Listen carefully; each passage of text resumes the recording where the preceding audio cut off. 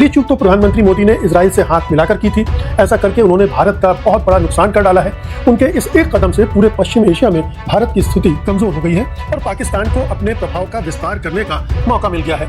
मगर अब सऊदी अरब और तुर्की के साथ पाकिस्तान ने जो मक्का डिफेंस पैक्ट किया है, उससे तो पूरी भू राजनीति ही बदलती दिख रही है। इस पैक्ट से पाकिस्तान और मजबूत होकर उभरा है। यही नहीं, उसने अपने लिए ऐसी गोलबंदी भी कर ली है कि अब भारत उस पर हमला करने की सोच भी नहीं सकता। दूसरी बात यह है, देखिए पाकिस्तान की प्रोफाइल जो है इंटरनेशनल वो बढ़ रही है। धीरे धीरे हम देखेंगे 1-2 साल के अंदर अभी उन्होंने ऑलरेडी एक डिफेंस कोऑपरेशन एग्रीमेंट कर लिया है सोमालिया के साथ। मतलब वो अफ्रीकन कॉन्टिनेंट में भी पहुंच गए हैं। अफ्रीका में आज जो 54 मुल्क हैं उसमें 20 मुल्क हैं जो कि मुस्लिम मेजॉरिटी मुल्क हैं, तो उनके साथ भी वो करेंगे। तो कहने का मतलब ये है, कश्मीर का जब इशू उठेगा तो पाकिस्तान को बहुत सपोर्ट मिलेगी और टर्की अकेले से नहीं मिलेगी। और मैं आपको याद दिला दूं, ये बांग्लादेश भी है। अभी किसी भी दिन हमें खबर मिलेगी कि बांग्लादेश के साथ तीन मुल्क हैं मेजॉरिटी, जिनकी मुस्लिम मेजॉरिटी है साउथ एशिया में, बांग्लादेश, पाकिस्तान, मालदीव। आप देखेंगे ये तीनों एक साथ खड़े होंगे। कश्मीर का जो इशू है ये पाकिस्तान की बैकिंग बहुत है। रशिया कुछ नहीं बोलेगा पर चाइना बैक करेगा किसी तरीके से, चाहे यूनाइटेड नेशंस में करे या कहीं करे, वो करेगा। और अमेरिका तो है ही साथ में उसके। देखिए पाकिस्तान आज इकलौता मुल्क है जो तीनों बड़ी ताकतों के साथ उसके रिश्ते अच्छे हैं और कोई कंट्री नहीं। तो मेरा अगला सवाल ये है कि ये जो सिक्योरिटी आर्किटेक्चर खड़ा हो रहा है, जिसको आपने कहा कि कलेक्टिव सिक्योरिटी का, ये किस तरह से शेप लेते दिख रहा है? इसमें ये भी कहा जा रहा है कि ये जो कुछ बन रहा है वो ईरान के खिलाफ है। एक बात ये भी कही गई है कि ये जो एग्रीमेंट हुआ है इसकी डिटेल्स क्या है वो बताई नहीं गई। क्यों नहीं बताई गई? मैं समझता हूं उसका भी कारण है, क्योंकि अभी अमेरिकन जो हैं वो वेस्ट एशिया छोड़ के पूरे नहीं गए हैं। तो अगर इसको ना बताएं डिटेल्स को तो बेहतर है। तो लोग गेस कर रहे हैं ये ईरान के खिलाफ है, ये इजराइल के खिलाफ है, ये उसके खिलाफ है। कहने का मतलब ये है, जिस इंसान ने थोड़ी इसकी स्टडी करी है, ये कहां से आया, ये जो कॉन्सेप्ट है कलेक्टिव सिक्योरिटी का, ये 2013 में इजाद हुआ था।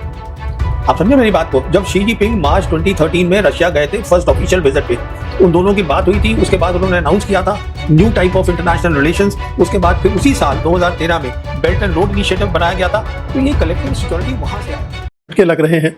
यूं तो दक्षिण एशिया में भी उसकी स्थिति बहुत कमजोर हो गई है। अगर पश्चिमी एशिया तो जैसे उसके हाथ से ही निकल गया है, और ये सब हुआ है प्रधानमंत्री मोदी और उनकी सरकार की एक के बाद एक चूक से।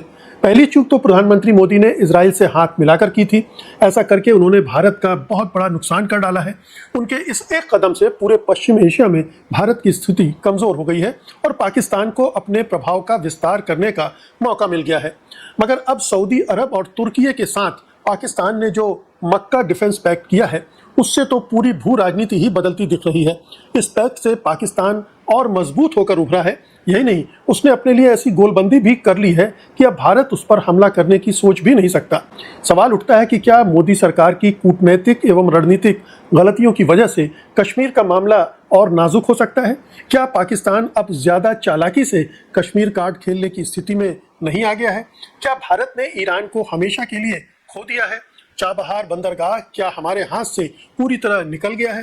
क्या पाकिस्तान को बाईपास करके ईरान के जरिए मध्य एशिया में जाने की योजना हमेशा के लिए खटाई में पड़ गई है? क्या इजराइल को हथियारों की सप्लाई करके मोदी सरकार ने इस्लामी दुनिया में भी भारत की विश्वसनीयता को खत्म कर दिया है? फिर अमेरिका पर भरोसा किया नहीं जा सकता और रूस का भरोसा हमने अगर पूरी तरह से नहीं खोया है तो कम तो कर ही लिया है। यह भी साफ है कि चीन पाकिस्तान के साथ खड़ा है।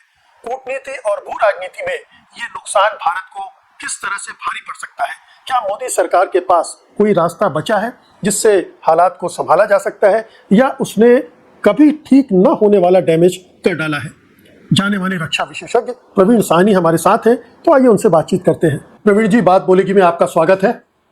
मेरा पहला सवाल आपसे ये है कि वेस्ट एशिया में एक बड़ा एग्रीमेंट हुआ है, डिफेंस पैक्ट हुआ है, जिसे मक्का डिफेंस पैक्ट कह रहे हैं, जिसमें पाकिस्तान, तुर्की, सऊदी अरब शामिल है और इसके एक्सपैंड होने की भी काफी संभावनाएं जताई जा रही।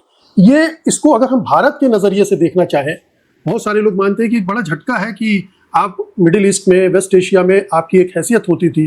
पहले ना आपने इजराइल से हाथ मिलाया, उससे आपको नुकसान हुआ, और अब एक दूसरे तरह का वहाँ सिक्योरिटी आर्किटेक्चर खड़ा हो रहा है, उसमें आप कहीं नहीं। सबसे पहले तो धन्यवाद, आपने मुझे बुलाया अपने मंच पर। देखिए ऐसा है कि जयशंकर जो हमारे विदेश मंत्री हैं, उन्होंने किताब लिखी है वाई भारत मैटर्स, और उसमें एक पूरा चैप्टर है जिसमें जिक्र है नियर नेबरहुड की। तो ये जो वेस्ट एशिया है ये हमारे लिए बहुत ज़रूरी है। तो मैं ये नहीं कहूंगा कि ये झटका है हमारे लिए, ये एक सिग्नल है कि हमारी फॉरेन पॉलिसी अभी तक गलत है, हमें अपनी फॉरेन पॉलिसी को ठीक करना है। इसको मैं इस तरीके से देखूंगा। अब जहां तक ये अग्रीमेंट का सवाल है, तो देखिए मैं ये इस पे आता हूँ, लेकिन मैं ये समझना चाहूंगा कि आप इसे झटका क्यों नहीं मान रहे, क्योंकि ये जब वार शुरू हुई थी ईरान के खिलाफ अमेरिका और इजराइल की, और ठीक उसके पहले हमारे प्रधानमंत्री वहां गए थे और उन्होंने एक तरह से हामी भर दी थी नेतन्याहू को, और फिर जो वार जिस तरह से आगे बढ़ी और ईरान एक तरह से विजेता दिख रहा है, उसमें यह माना गया कि जो गेम हमारे प्रधानमंत्री खेलना चाहते थे वो तो हार गए, और अब ये जो दूसरा फेज आ रहा है वो भी हमारे अनुकूल नहीं है। तो इसे झटका आप क्यों नहीं मानते? देखिए ऐसा है, जिसमें आपसे कह रहा था कि हमारी फॉरेन पॉलिसी मोदी सरकार की गलत है। प्राइम मिनिस्टर को 25 फरवरी को 28 फरवरी को जंग शुरू हुई है वेस्ट एशिया में, इजराइल नहीं जाना चाहिए था, क्योंकि इजराइल जाने का मतलब ये हुआ प्राइम मिनिस्टर का कि हम शामिल हो गए इस लड़ाई में एक साइड पर, और वो साइड जो है वो हारी साइड है।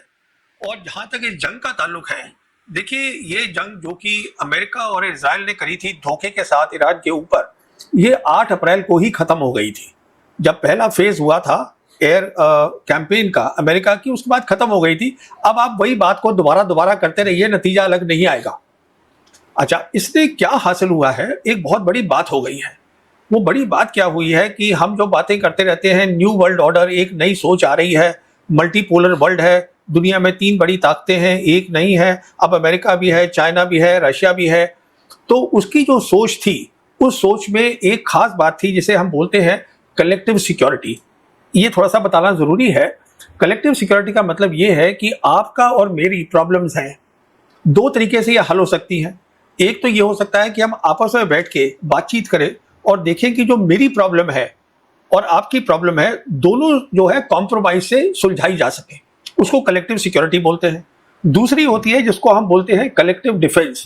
इसका मतलब ये होता है कि मेरी जो प्रॉब्लम है सिक्योरिटी की, मुझे वो पूरी मुकम्मल करनी है, आपकी जो सिक्योरिटी है उससे मेरा कोई लेना देना नहीं। So it will be at the cost of your security. तो उसमें जंग होती है, उसमें कॉन्फ्लिक्ट्स होती है, उसमें प्रॉब्लम्स होती है। तो ये एक नई सोच है जो कि ईरान की फॉरेन मिनिस्टर है अब्बास अराक्ची। ये देखिए, इन्होंने अप्रैल और मई के महीने में दौरा किया था रशिया का। अप्रैल में ये रशिया गए थे, जहां ये प्रेसिडेंट पुतिन से मिले सेंट पीटर्सबर्ग में, उसके बाद चाइना गए, वोंग ही से मिले, उनके विदेश मंत्री से, उसके बाद वापस आए।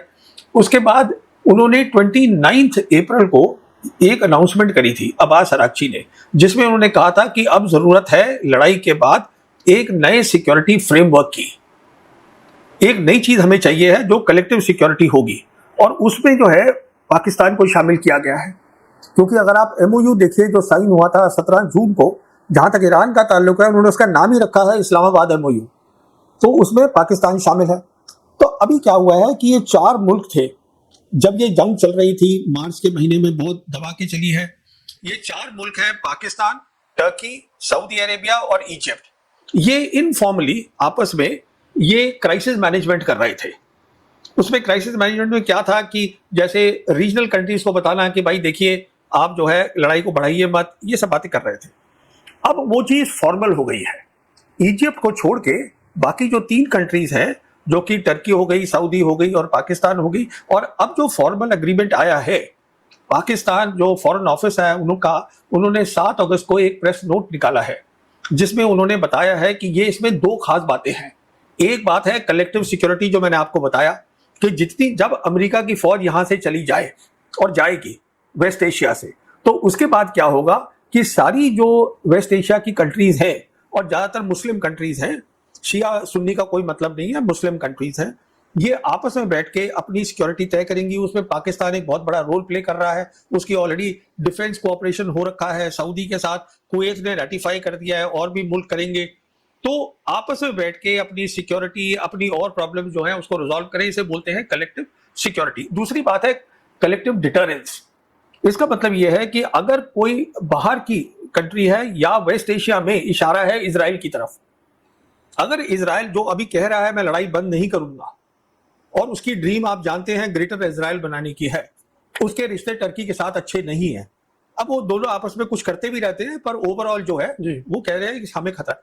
अब ये इशारा साफ है कि अगर आप कुछ भी करेंगे, एक 3 कंट्री में से इजराइल कुछ भी करेगा, तो तीनों कंट्रीज उसके साथ खड़ी होंगी। तो ये दो बातें हुई हैं, इसमें जो खास बात है। जी, अब मैं इसको भारत से भी जोड़ना चाहूंगा जी। कि अब अगर पाकिस्तान को भारत कुछ करता है किसी वजह से, तो वो दो कंट्री भी पाकिस्तान के साथ खड़ी होंगी। इस एग्रीमेंट के तहत किसी भी देश पर हमला होगा मतलब तीनों देशों पर हमला माना जाएगा। जी, पहले ये सऊदी अरब के साथ था। ना, इसको इस तरीके से मत लीजिए। इसका मतलब ये होगा कि अगर हिंदुस्तान और पाकिस्तान की जंग होती है, तो अगर पाकिस्तान को जरूरत है इन दो कंट्रीज की, किस तरीके की मदद चाहिए, ड्रोन्स चाहिए, मान लीजिए टर्की से, या कुछ और सामान चाहिए, कुछ सऊदी से चाहिए, तो वो उसको प्रोवाइड करेंगे। जंग जो है, अगर वो कहेंगे कि आके हमारे साथ जंग लड़ो, तो दूसरी बात है। लेकिन एग्रीमेंट में ये प्रोविजन तो है। हाँ, मैं मान गया आपकी बात, पर क्या होगा कि जहां तक पाकिस्तान का ताल्लुक है, पाकिस्तान जो है वो लड़ाई करेगा हिंदुस्तान के साथ चीन की मदद से, जो हमने सिंदूर में देखा था। उसी तरीके से अगर टर्की और इजराइल की जंग होती है, ये टर्की डिसाइड करेगा अगर उसको पाकिस्तान चाहिए, किस तरीके से चाहिए। तो ये लिखना कि attack on one is attack on all three, इसका मतलब ये नहीं है कि उनकी फौज वहां पे जाके खड़ी हो जाएगी। इसका मतलब ये है, अगर जरूरत होगी फौज की, क्योंकि टर्की की जो मिलिट्री है बहुत स्ट्रांग है और उनको कई और चीजें चाहिए हो सकती हैं, मान लीजिए पाकिस्तान से, कुछ सऊदी से, तो ये तीनों मुल्क जो है एक साथ खड़े होंगे और इसमें और मुल्क भी जुड़ेंगे। इसमें अभी इजिप्ट भी जुड़ेगा, पर उसमें वक्त लगेगा। वक्त इसलिए लगेगा क्योंकि इजिप्ट का एक कैंप डेविड अकॉर्ड है 1979 का इजराइल के साथ, जिसका मतलब यह है कि इजिप्ट किसी भी एग्रीमेंट में नहीं जा सकता जो इजराइल के खिलाफ हो।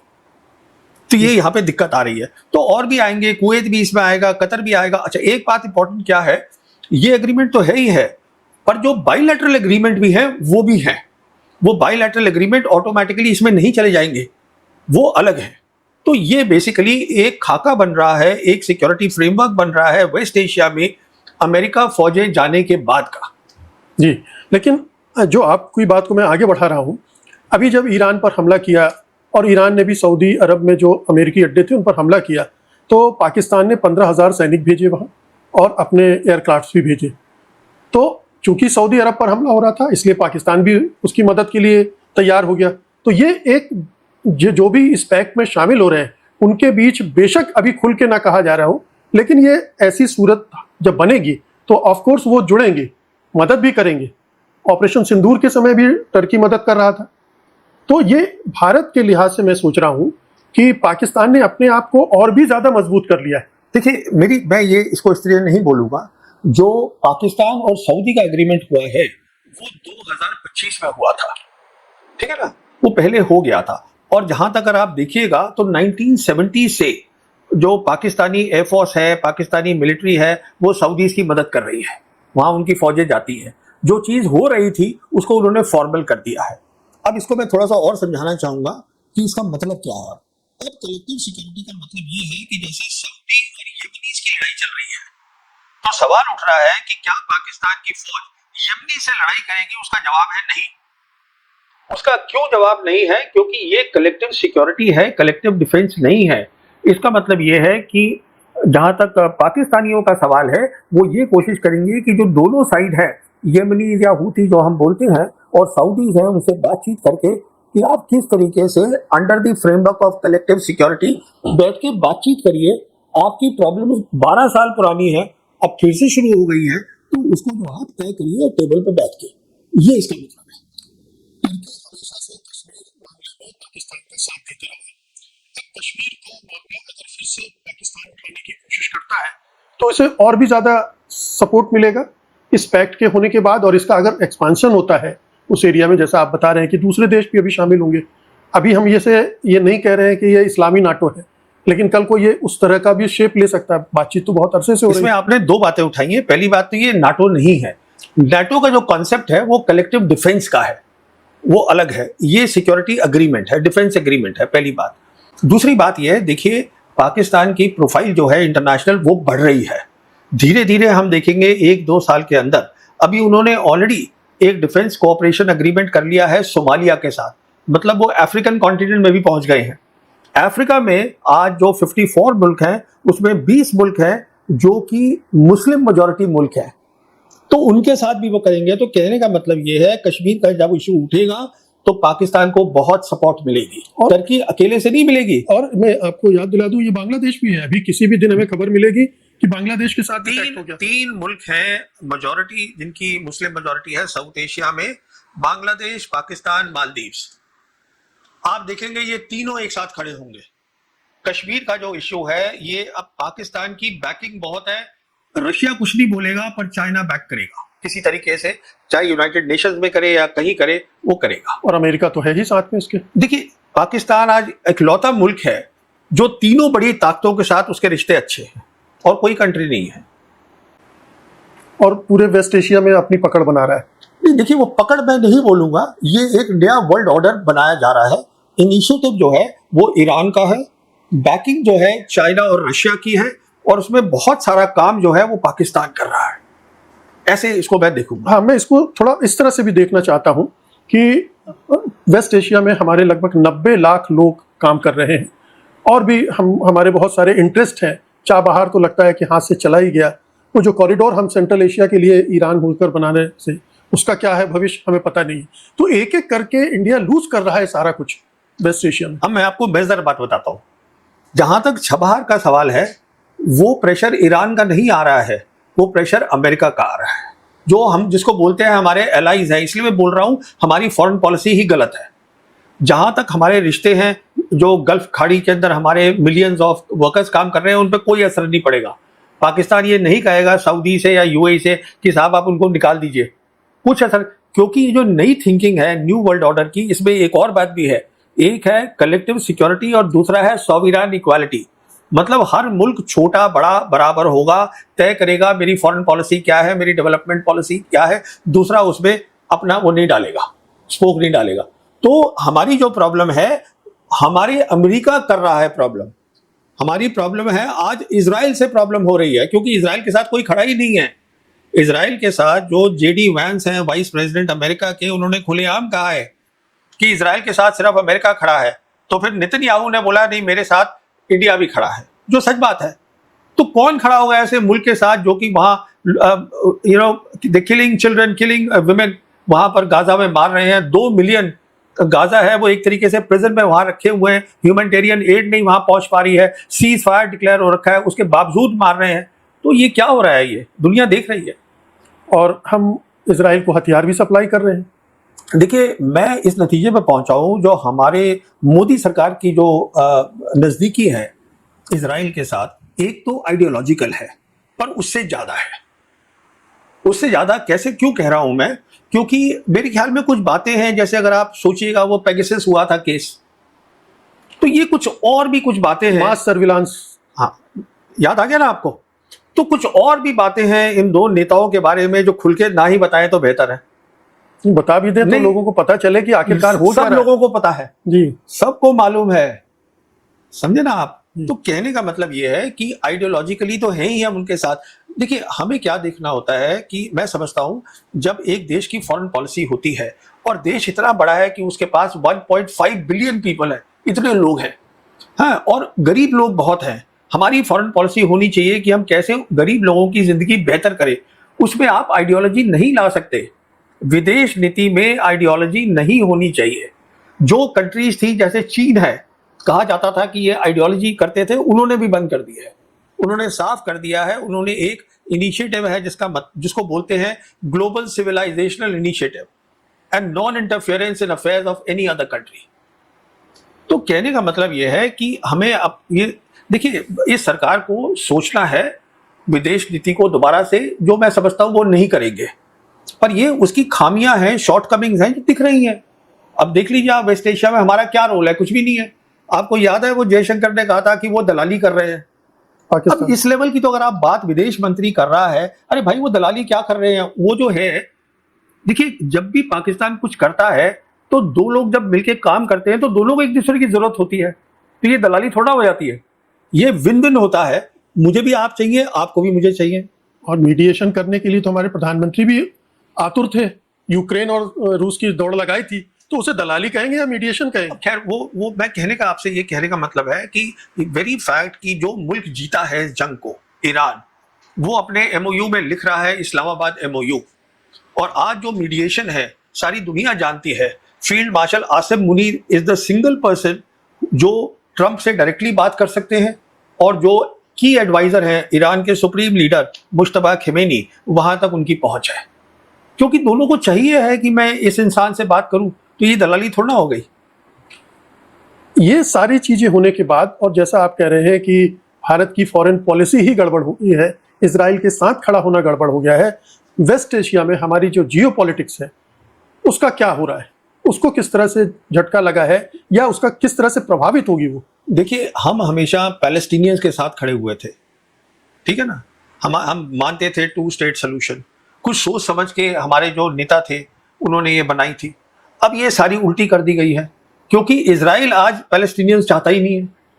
उसका मेन मुद्दा ये है कि पूरे पैलेस्टीनियंस को मैं यहां से निकाल दूं। पहले कोशिश कर रहे थे सिनाई में डाल दूं, कहीं भी उसको डाल दूं, इधर डाल दूं, उधर डाल दूं। तो आपने तो जो हमारी सोच थी वो पूरी सोच ही खत्म कर दी है। और सवाल ये उठता है, क्या हमें फायदा हुआ है उससे? उसका जवाब है नहीं। दिख रहा है हमको, आजकल जयशंकर भी कम बोल रहे हैं, क्योंकि क्या बोलेंगे, कुछ है ही नहीं बोलने के लिए। सब दिख तो रहा है। हम जा रहे हैं वो क्या कहते हैं यूरोपियन कंट्रीज में, वो अब उनके अलग पंगे पड़े हुए हैं, तो क्या बोलेंगे जयशंकर? कुछ नहीं। मध्य पूर्व में भारत मोस्टली ये कोशिश करता है कि उसके इकोनॉमिक इंटरेस्ट जो है वो सर्व करे। जो वहाँ का डिफेंस का मसला है, सिक्योरिटी का मसला, उसमें ज़्यादातर वो नहीं घुसता रहा है। लेकिन जैसा आप बता रहे हैं कि एक नया सिक्योरिटी आर्किटेक्चर वहाँ खड़ा हो रहा है, अगर वो खड़ा होता है तो क्या वहाँ का इकोनॉमिक्स नहीं बदलेगा? उसमें कोई परिवर्तन नहीं आएगा? हर चीज में परिवर्तन आ रहा है और आएगा, पर उनकी जो नई सोच है न्यू वर्ल्ड ऑर्डर की, उसमें यह है हर मुल्क खुद तय कर सकता है कि वो कैसे किसके साथ रिश्ते करना चाहता है। तो चीन, रशिया या पाकिस्तान या किसी और मुल्क को दिक्कत नहीं होगी कि सऊदी अरेबिया इंडिया से भी दोस्ती कर रहा है। क्या दिक्कत है? कोई दिक्कत नहीं है, ठीक है ना। अच्छा, जहां तक सवाल, आपने एक और बात बोली थी जो I have forgotten, what was your first thing you said? Something, कुछ आपने बोला शुरू में। पहला एक तो इकोनॉमी का बोला, something else you said. Jio politics पर क्या असर पड़ेगा उसकी, जो पूरे वेस्ट एशिया में हमारी जो जियो पॉलिटिक्स थी? नहीं, देखिए, ऐसा है कि हमें तो ये बेसिक बात भी समझ में नहीं, हम कोशिश कर रहे हैं कि जैसे चीन है, चीन की मिसाल लीजिए। हमारे रिलेशंस चीन के साथ नॉर्मल नहीं है, पर चीन आज हमारा प्राइमरी ट्रेडिंग पार्टनर है। तो क्या हमको नॉर्मल रिलेशंस नहीं करने चाहिए चीन के साथ? अब वो बता रहे हैं कि साहब मसला बॉर्डर का है। मसला बॉर्डर का नहीं है। मसला चीन के साथ ये है कि हम दिखाना चाहते हैं कि हम चीन के साथ कंपटीशन कर रहे हैं रीजन के अंदर, जो आप नहीं कर रहे हैं। और हम अमेरिका के साथ हैं। हम अमेरिका भी हमें अपने साथ नहीं लेता है।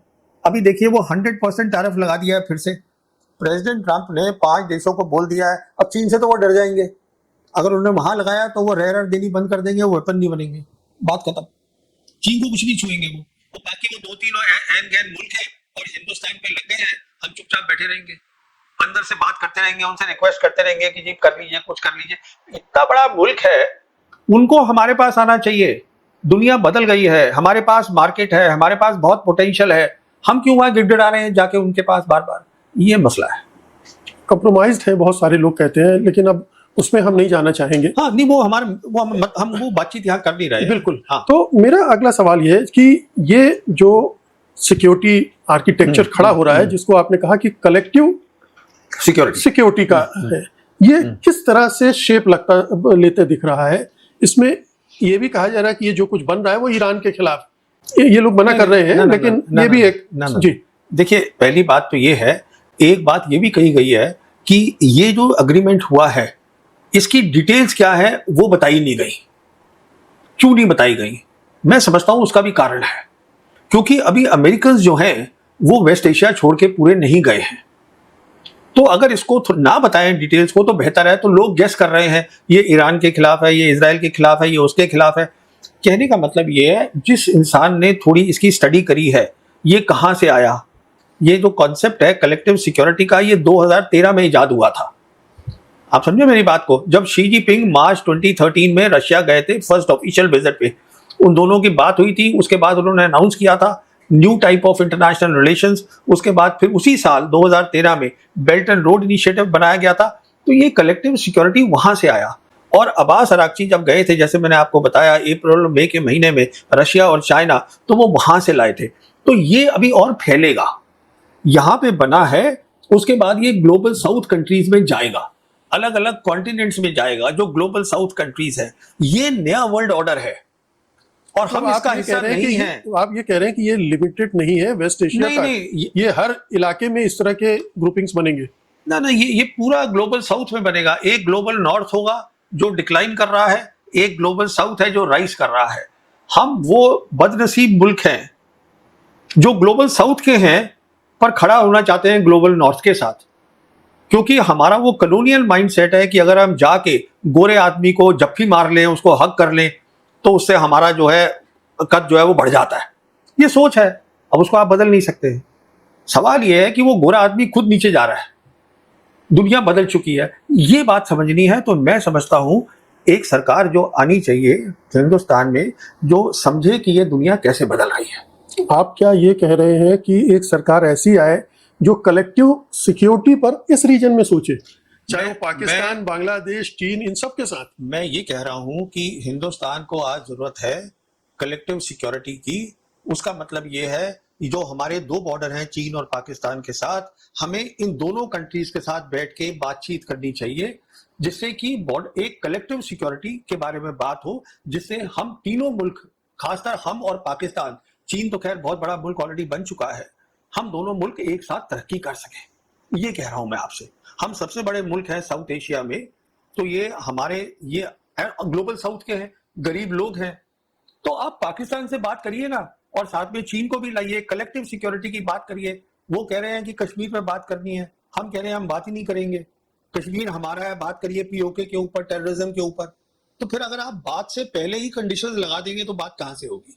लेकिन अभी सुगबुगाहट तो हुई थी आरएसएस की तरफ से कि बातचीत होनी चाहिए और पीपल टू पीपल कांटेक्ट होना चाहिए, इस तरह की। देखिए मेरी सोच इसके ऊपर ये है, आरएसएस के जो वो थे बड़े नेता, वो हडसन इंस्टीट्यूट से आए थे सीधा अमेरिका से। कुछ अमेरिकन ने कहा था कि अरे भाई दोनों बातचीत कर लो, क्योंकि अमेरिका को फेवर करता है ये, क्योंकि जो सर्गियो गौर हमारे एम्बेसडर हैं वो स्पेशल ऑनवॉय भी हैं साउथ एशिया और सेंट्रल एशिया के, तो वो जाना चाहेंगे पाकिस्तान भी, उनके रिश्ते पाकिस्तान के साथ भी बहुत अच्छे हैं। तो सवाल ये है मेरी सोच में, जो प्रधानमंत्री मोदी हैं उनका आज इतना बड़ा ओहदा हो गया है कि वो आरएसएस को साइड पे कर सकते हैं, ये मैं समझता हूँ। मतलब ये आरएसएस की बात हो सकती है, सरकार के स्तर पर ये सोच नहीं है। सरकार ने कोई इंडिकेशन नहीं दिया है, कोई सिग्नल नहीं दिया है इस तरीके का कि हम बात करना चाहते हैं। सरकार तो अड़ी हुई है कि हम जो है ऑपरेशन सिंदूर पॉज पर है और हमें सिर्फ पीओके चाहिए और हमें ये चाहिए, टेररिज्म पे बात करिए, तो वो कह रहे हैं टेररिज्म पे बात कर लीजिए आप। अब टेररिज्म पे वो कह रहे हैं आप टेररिज्म कर रहे हैं बलूचिस्तान में, आप मुझे बताइएगा दुनिया के जो आज मुल्क है वो किसकी बात सुनेगा? आप खुद अंदाजा लगा लीजिए कितने उनके साथ खड़े होंगे, कितने हमारे साथ खड़े होंगे टेररिज्म के इशू पर। तो ये सब बातें सोचनी पड़ती हैं बहुत ध्यान से कि अगर दुनिया बदल रही है, क्या मुझे अपनी फॉरेन पॉलिसी को चेंज करने की जरूरत है? क्योंकि हम तो वो बड़ी ताकत नहीं है ना, जैसे 3 बड़ी ताकत है, जो करना चाहे कर सकते हैं। हमें एडजस्ट करना है जिससे हमारी बेहतरी हो, हमारे गरीब लोगों की जिंदगी जो है वो सुधरे, ये हम चाहते हैं। तो हम उस पोजीशन में नहीं है कि हमने कह दिया नहीं ये ऐसे ही होगा, तो आप करते रहिए टेररिज्म पे बात, कौन आपकी बात सुन रहा है? ये पॉइंट है। ये बताइए कि आपने जो पिछली बातचीत हुई थी हमारी, उसमें आपने कहा था कि अब भारत पाकिस्तान पर हमला नहीं कर सकता है, क्योंकि चीन और अमेरिका के साथ उसके ऐसे संबंध हो गए कि अब संभव नहीं। क्या आपको लगता है ये पैक्ट होने के बाद वो जो कंडीशन है वो और भी ज्यादा कंसोलिडेट हो गई, अब और भी कठिन हो गई? देखिए मुझे नहीं लगता मैंने ये अल्फाज इस्तेमाल करे होंगे, मैंने ये कहा होगा कि हिंदुस्तान को हमला नहीं करना चाहिए, ये मैंने कहा होगा और पक्का कहा होगा, मैं बार बार बोलता हूं। उसका कारण क्या है कि ये सरकार क्या करेगी ये सरकार को ही पता है, क्योंकि मैंने तो ये भी वीडियो किया था कि ऑपरेशन सिंदूर नहीं होगा, और देख लीजिए क्या उसका हश्र हुआ, उन्होंने कर लिया। अच्छा, जहां तक आज जो मैं बात आपसे बताना चाहूंगा, हिंदुस्तान का कोई रीजन नहीं है, पैक्ट का इससे कोई लेना देना नहीं है, इस एग्रीमेंट का उनका कोई रीजन नहीं है। अगर हमने सही लेसन ऑपरेशन सिंदूर के सीख लिए हैं, हमें समझ में आ गया है कि चीन खड़ा है पाकिस्तान के साथ, हमें समझ में आ गया है कि पाकिस्तान की एयरफोर्स अच्छी एयरफोर्स है, तो हमारा कोई रीजन नहीं है उनसे लड़ाई करने का। और यही कारण है, अगर आप देखिएगा नवंबर 2025 में जब रेड फोर्ट पर अटैक हुआ था, हमने उसको टेररिज्म बोला पर पाकिस्तान का नाम नहीं लिया, जबकि दूसरी तरफ पाकिस्तान के पास आज कारण है लड़ाई करने का। लड़ाई आपने पॉज पे रखी हुई है, हमने रखी है, क्योंकि उनके यहाँ जो है रोज बलूचिस्तान में प्रॉब्लम हो रही है और वो कह रहे हैं कि इंडिया कर रहा है।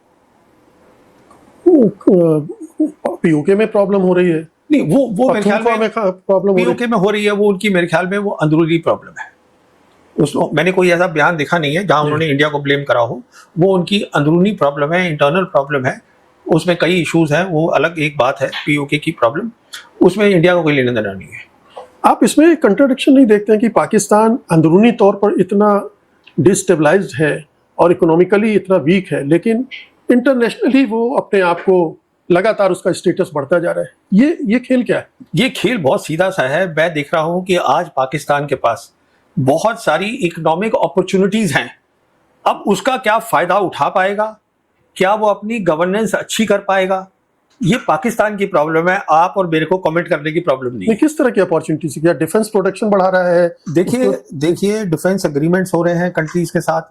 गल्फ कंट्रीज में अगर वो सब कंट्रीज में जाके, यूएई को छोड़ दीजिए, बाकी कंट्रीज डिफेंस एग्रीमेंट कर रही हैं, उनकी फौज जो है कुछ वहां जा रही है, कुछ ट्रेनिंग हो रही है, वहां से इनको पैसा मिलेगा।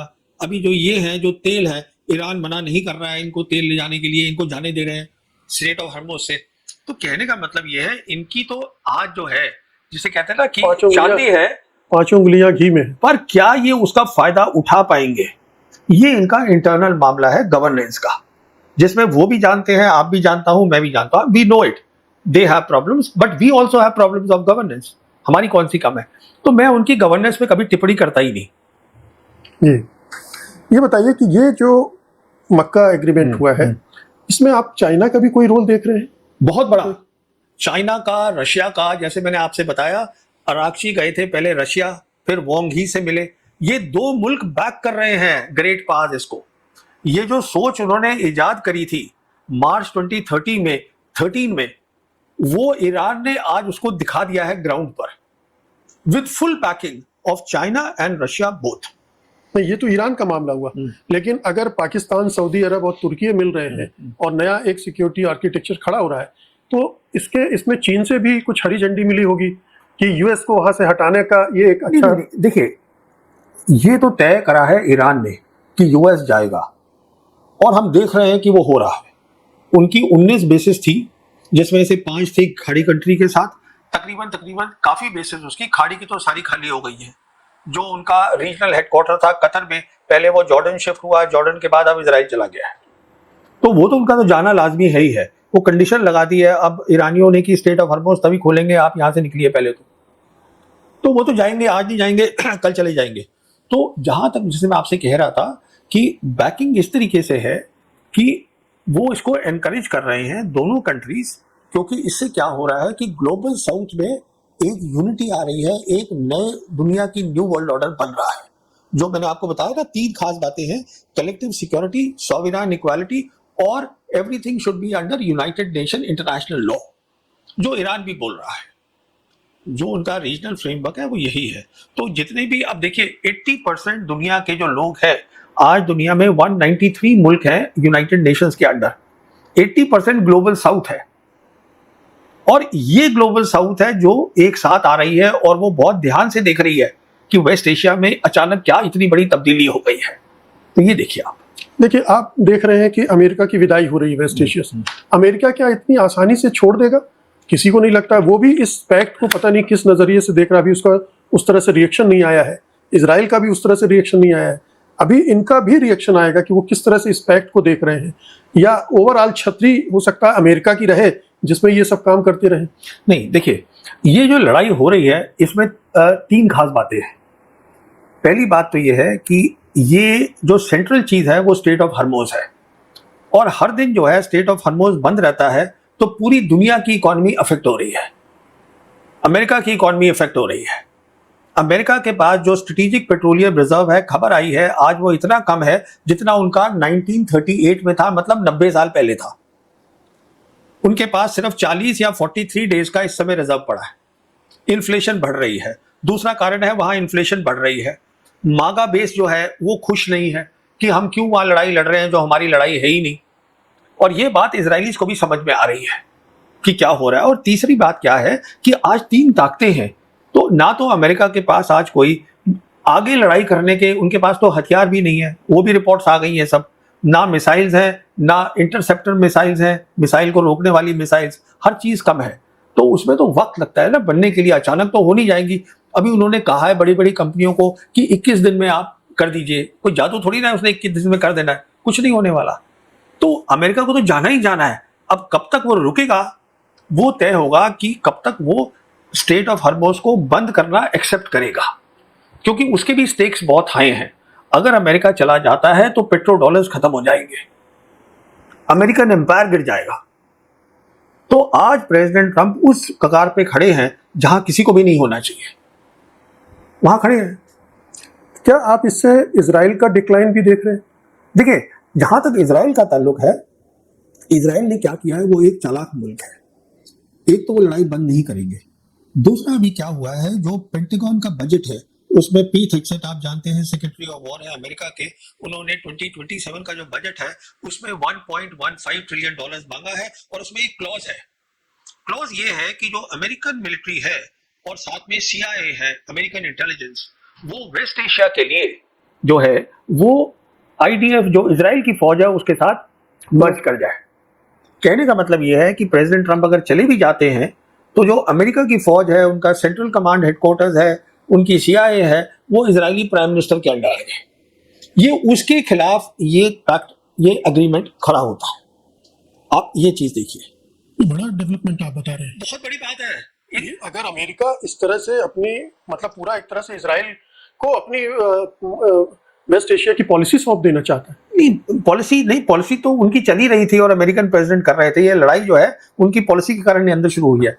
अगर मिलिट्री सौंप देता है, देखिए ये जो है हाउस में क्लियर हो गया है, सेनेट में क्लियर हो रहा है, हो जाएगा क्योंकि उनकी पकड़ बहुत है वॉशिंगटन में। मिलिट्री सौंप देना वेस्ट एशिया के लिए ये बहुत बड़ी बात है। ये इससे तो दुनिया के लिए भी बहुत बड़े खतरे पैदा होंगे। अगर इस तरह की अरेंजमेंट कर रहा है वाशिंगटन, तो ये तो बड़ा खराब संकेत है। साहब, कोई खराब संकेत नहीं है।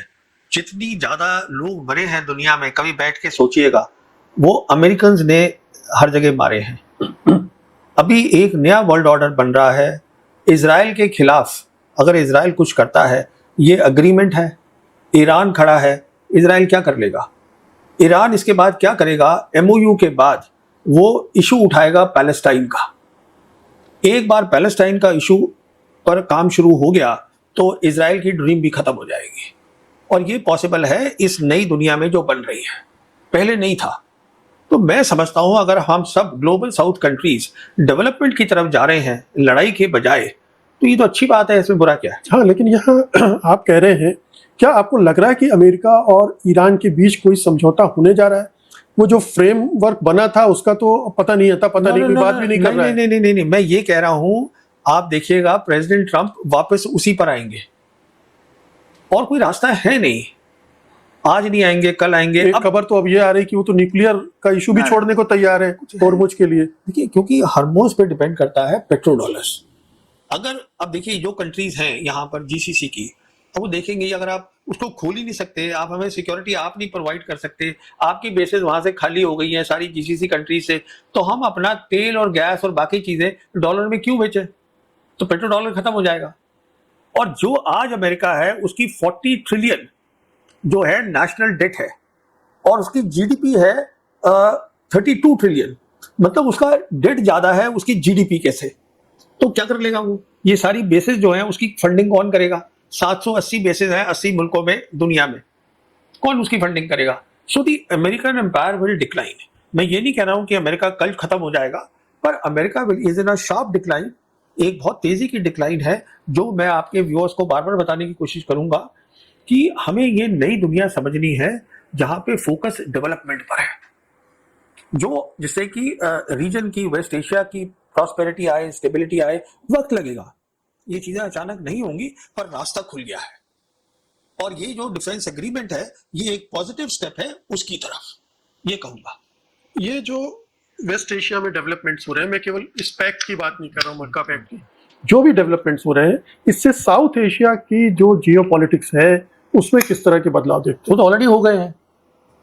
देखिए, पाकिस्तान और बांग्लादेश के रिलेशंस बहुत करीबी हो गए हैं, ठीक? अच्छा, चीन जो है अब साउथ एशिया का नेबर नहीं है, साउथ एशिया का हिस्सा है। क्योंकि जहां तक चीन का सवाल है, इंडिया और भूटान को छोड़ दीजिए, हर मुल्क में आज चीन बैठा हुआ है, ठीक है? जहां तक हिंदुस्तान है, हिंदुस्तान ने साउथ एशिया 2014 में ही छोड़ दिया था, जब सार्क छोड़ा था, छोड़ दिया हमने। फिर अब हम बिम्स्टेक चले गए हैं, हम लगाने की कोशिश कर रहे थे कि ये जो एक्ट ईस्ट पॉलिसी है हमारी, वो अमेरिका के साथ जुड़ जाए। अमेरिका ने हमारा हाथ छोड़ दिया। अब जो है हम कोशिश कर रहे हैं जो बाकी 3 मुल्क हैं, जो जापान है, ऑस्ट्रेलिया है, इंडिया है, हम तीनों काम कर लें वही काम। देखिए वो काम आप नहीं कर पाएंगे, क्योंकि एक बात समझने वाली ये है, जो ग्रेट पावर होती है, जैसे 3 ग्रेट पावर्स हैं, अमेरिका, चाइना और रशिया, सिर्फ यही 3 पावर हैं जो अपनी फॉरेन पॉलिसी में टोटल ऑटोनॉमी जो वो करना चाहे कर सकते हैं। इसीलिए यही 3 कंट्री हैं जो इंस्टीट्यूशंस क्रिएट कर सकते हैं।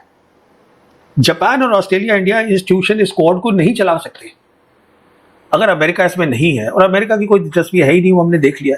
तो कहने का मतलब यह है, साउथ एशिया तो ऑलरेडी बदल रहा है। और जहां तक सवाल हम बोलते रहते हैं कि इंडियन ओशन, जिबूटी में बैठे हुए हैं चाइनीज, रोज तो उनके यहाँ पर जहाज घूम रहे हैं। जो पूरा वेस्टर्न इंडियन ओशन रीजन है, वहां पर दबदबा आज आप देखिएगा वो हूतीस का है, ईरानियंस का है, चाइनीज का है, वो पूरा एरिया तो आ गया ना सिक्योरिटी बेल्ट में उनकी। तो हम क्या बात कर रहे हैं, आप बताइए मुझे। हम तो बात कर रहे हैं कि अंडमान में हम अपना बेस बढ़ाने वाले हैं, हम हिंद महासागर में अपनी पहुंच बढ़ाएंगे। कि कैसे बढ़ाएंगे वही समझा दीजिए ना। हमारे यहाँ बात हो रही है कि हम जो है, हमें एयरक्राफ्ट कैरियर चाहिए, हमें ये लड़ाई। अगर एक लेसन मिला है वेस्ट एशिया से सबसे बड़ा मिलिट्री का, वो ये है, आप 20वीं सदी की लड़ाई आप नहीं लड़ सकते 21वीं सदी की लड़ाई के सामने। 21वीं सदी की लड़ाई जो ईरान लड़ रहा है वहां पर, और जो जीत गया है, वो स्पेस से हुई है, जो उसको बेदू 3 चाइना ने दिया है, ड्रोन से हुई है, मिसाइल से हुई है। 20वीं सदी की लड़ाई है एयरक्राफ्ट कैरियर्स, बहुत सारी एयर पावर, बड़े बड़े जहाज। 2 एयरक्राफ्ट कैरियर लाया था अमेरिका, याद करिएगा, इब्राहिम लिंकन, गेराल्ड फोर्ड, दोनों बाहर चले गए कि कहीं वो तबाह ना हो जाए।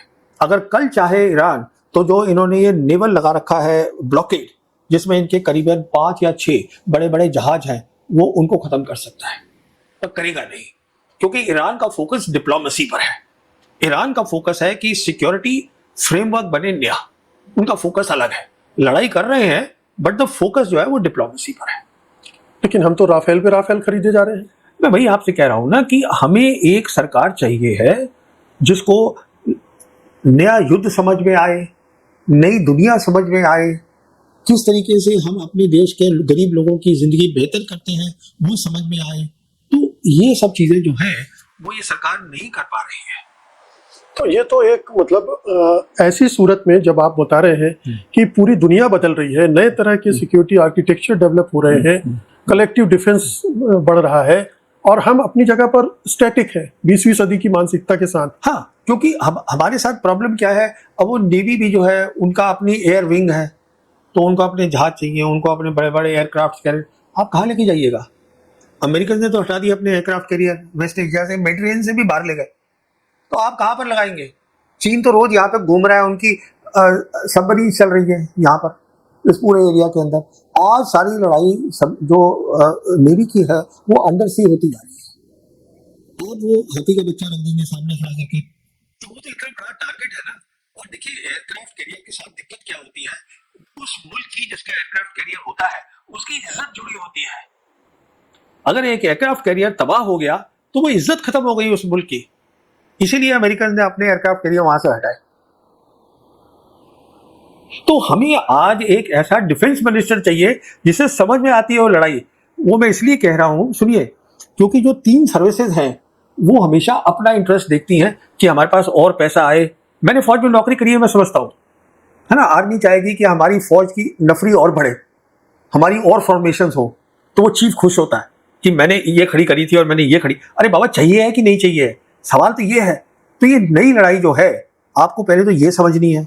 अब ये लड़ाई हम समझने की कोशिश कर रहे हैं अमेरिका से, जो लड़ाई हार चुका है।